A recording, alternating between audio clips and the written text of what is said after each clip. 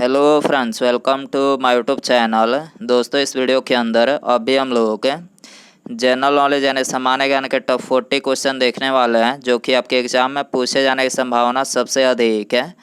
तो आप इस वीडियो को बहुत ध्यान से लास्ट तक देखिए। चैनल पर नया है तो चैनल को सब्सक्राइब कर जो पास वाले घंटी का निशान है उसे भी ऑन कर दें, ठीक है। तो चलिए शुरू करते हैं। देखिए, यहाँ पर हमारा पहला क्वेश्चन है, कैल्शियम कार्बाइड पर जल डालने पर निम्नलिखित में से कौन सी गैस उत्पन्न होती है।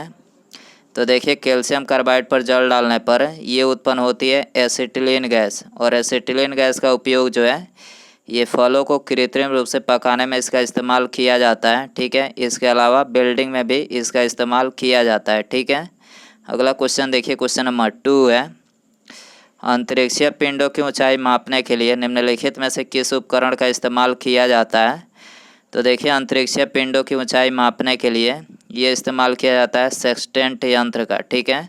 सी करेक्ट हो जाएगा। अल्टीमीटर के द्वारा क्या मापा जाता है। तो देखिए, अल्टीमीटर के द्वारा ये उड़ते हुए विमानों की ऊंचाई मापने के लिए अल्टीमीटर का उपयोग किया जाता है, ठीक है। अगला क्वेश्चन देखिए, क्वेश्चन नंबर 3 है, डीआरडीओ ने किस अंतर्राष्ट्रीय हवाई अड्डे पर अपना यूबी कीटाणु शोधन कक्ष स्थापित किया है। तो देखिए, डीआरडीओ ने अभी वर्तमान में ये कोची अंतर्राष्ट्रीय हवाई अड्डे पर अपना यूबी कीटाणु शोधन कक्ष जो है स्थापित किया है, ठीक है। डी करेक्ट हो जाएगा। अगला क्वेश्चन है, पुरंदर की संधि निम्नलिखित में से किसके बीच हुई थी। तो देखिए, पुरंदर की जो संधि हुई थी वो हुई थी मराठा और मुगलों के बीच में, और कब हुई थी। तो ये हुई थी 11 जून 1665 को जो है ये पुरंदर की संधि हुई थी, ठीक है। अगला क्वेश्चन है, नीति आयोग ने वरिष्ठ नागरिकों के लिए कौन सा अभियान लॉन्च किया है। तो देखिए, नीति आयोग ने अभी वर्तमान में वरिष्ठ नागरिकों के लिए ये सुरक्षित दादा दादी और नाना नानी अभियान लॉन्च किया है, ठीक है। नीति आयोग के वर्तमान मुख्य कार्यकारी अध्यक्ष कौन है। तो देखिए, नीति आयोग के वर्तमान मुख्य कार्यकारी अध्यक्ष ये है अमिताभ कांत, ठीक है। अगला क्वेश्चन है, वर्तमान में इराक के नए प्रधानमंत्री के रूप में किसे नियुक्त किया गया है। तो देखिए, अभी वर्तमान में इराक के नए प्रधानमंत्री के रूप में ये नियुक्त किया गया है मुस्तफ़ा अल कादिम को। किसे नियुक्त किया गया है। मुस्तफ़ा अल कादिम को नियुक्त किया गया है, ठीक है। सी करेक्ट हो जाएगा। अगला क्वेश्चन है, एक्वारेजिया निम्नलिखित में से किसका मिश्रण होता है। तो देखिए, एक्वारेजिया जो होता है ये हाइड्रोक्लोरिक अम्ल और नाइट्रिक अम्ल का मिश्रण होता है, ठीक है। बी करेक्ट हो जाएगा। अगला क्वेश्चन है, निम्नलिखित में से कौन सुमेलित नहीं है। तो देखिए, यहाँ पर जो चौथा ऑप्शन दिया गया है संस्कृति व शिक्षा का अधिकार, ये सुमेलित नहीं है।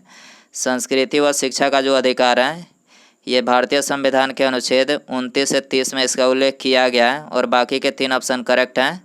स्वतंत्रता का अधिकार अनुच्छेद 19 से 22 में किया गया है। धर्म की स्वतंत्रता का अधिकार अनुच्छेद 25 से 28 में किया गया है, और समानता का अधिकार ये अनुच्छेद 14 से 18 में किया गया है, ठीक है। अगला क्वेश्चन है, साइक्लोट्रॉन किसको त्वरित करने के लिए प्रयुक्त किया जाता है। तो देखिए, साइक्लोट्रॉन जो है ये परमाणु को त्वरित करने के लिए प्रयुक्त किया जाता है, ठीक है। सी करेक्ट हो जाएगा। अगला क्वेश्चन है, अकबर के संदर्भ में निम्नलिखित में से कौन सुमेलित नहीं है।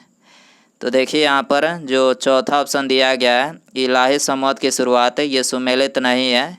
इलाही संवत की शुरुआत कब हुई थी। तो ये हुई थी 1583 में, ठीक है। और बाकी के 3 ऑप्शन करेक्ट हैं।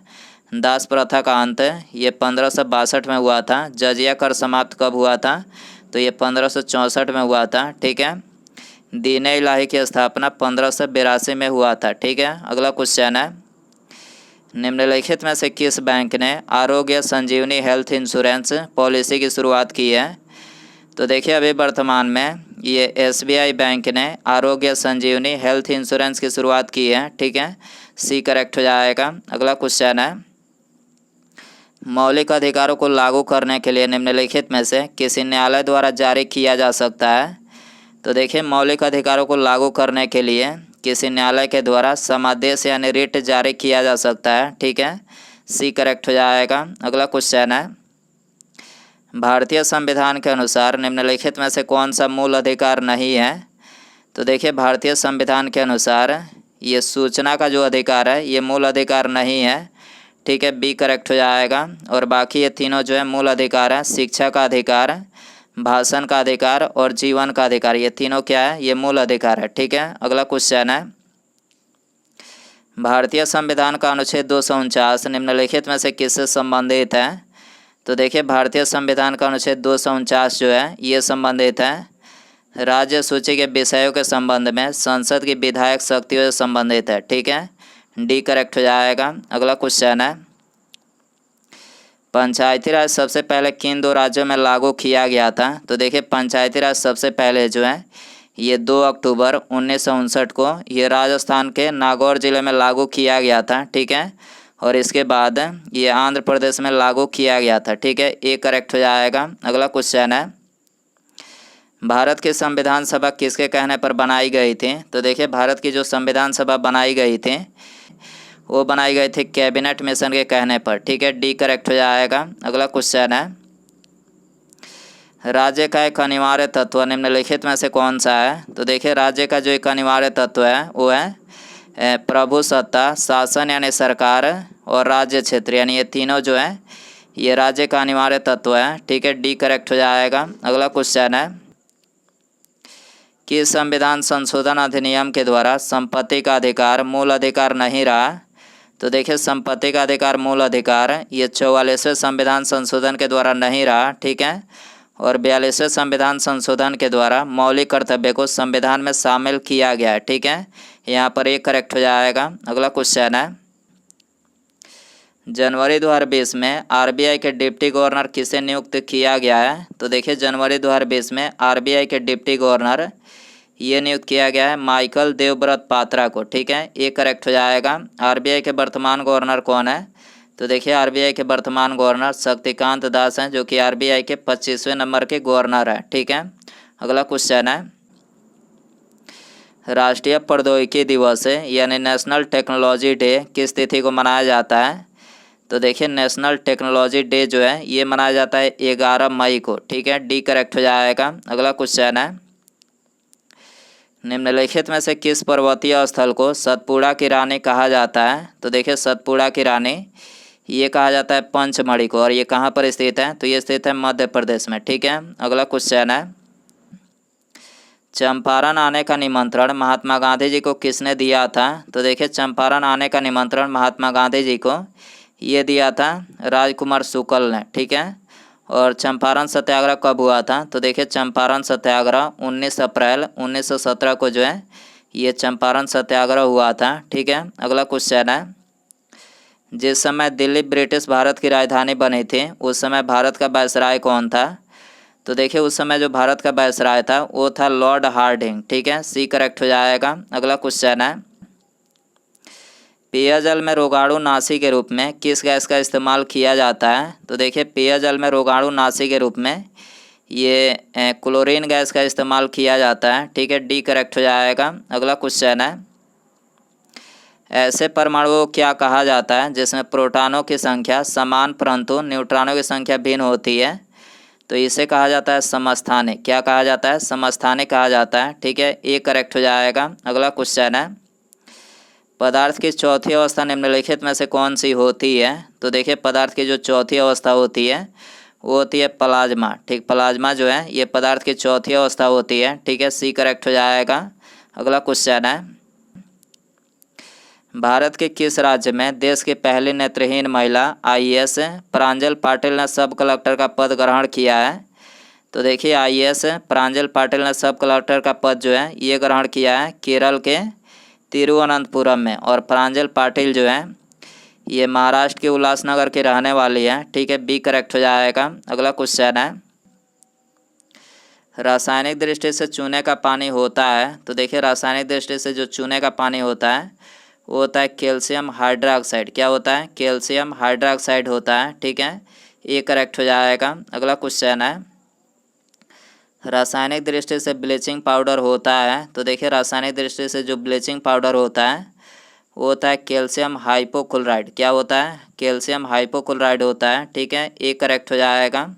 अगला क्वेश्चन है, दक्षिण अमेरिका के शीतोष्ण घास के मैदान को किस नाम से जाना जाता है?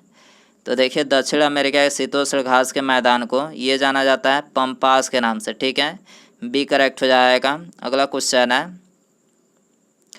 भारतीय प्रशासनिक सेवा की शुरुआत किसके शासनकाल में प्रारंभ हुई थी? तो देखिए भारतीय प्रशासनिक सेवा की जो शुरुआत हुई थी वो हुई थी लॉर्ड कॉर्नवालिस के शासनकाल में। ठीक है, सी करेक्ट हो जाएगा। अगला क्वेश्चन है, कौन सा जलडमरू मध्य ऑस्ट्रेलिया और तंजानिया को अलग करता है? तो देखिए ऑस्ट्रेलिया और तंजानिया को अलग जो है ये करता है बास जलडमरू मध्य। ठीक है, और पाक जलडमरू मध्य किसे अलग करता है? तो देखिए पाक जलडमरू मध्य जो है ये भारत है और श्रीलंका को अलग करता है। ठीक है, बेरिंग जलडमरू मध्य किसे अलग करता है? तो देखिए बेरिंग जलडमरू मध्य जो है ये साइबेरिया और अलास्का को अलग करता है। ठीक है, अगला क्वेश्चन है, पुलकेशिन द्वितीय निम्नलिखित में से किसका महानतम शासक था? तो देखिए पुलकेशिन जो द्वितीय था ये बादामी के चालुक्य राजवंश का महानतम शासक था। ठीक है, बी करेक्ट हो जाएगा। अगला क्वेश्चन है, पिट्स इंडिया एक्ट 1784 निम्नलिखित में से क्या था?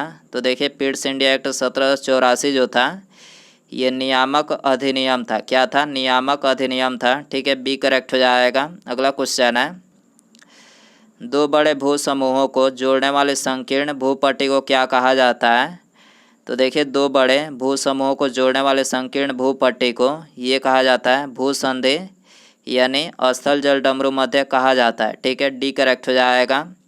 जलडमरू मध्य किसे कहा जाता है? तो देखिए जलडमरू मध्य जो है ये कहा जाता है दो बड़े जल समूहों को जोड़ने वाली रेखा को ये जलडमरू मध्य कहा जाता है। ठीक है, अगला क्वेश्चन है, निम्नलिखित में से कौन सी गैस न्यूनतम तापमान पर द्रव में बदल जाती है? तो देखिए न्यूनतम तापमान पर द्रव में ये बदल जाती है हाइड्रोजन। ठीक, हाइड्रोजन जो है ये न्यूनतम तापमान पर द्रव में बदल जाती है। ठीक है, ये करेक्ट हो जाएगा। अगला क्वेश्चन है, किसी कैदी को न्यायालय के समक्ष प्रस्तुत करवाने के लिए किस रिट की आवश्यकता होती है?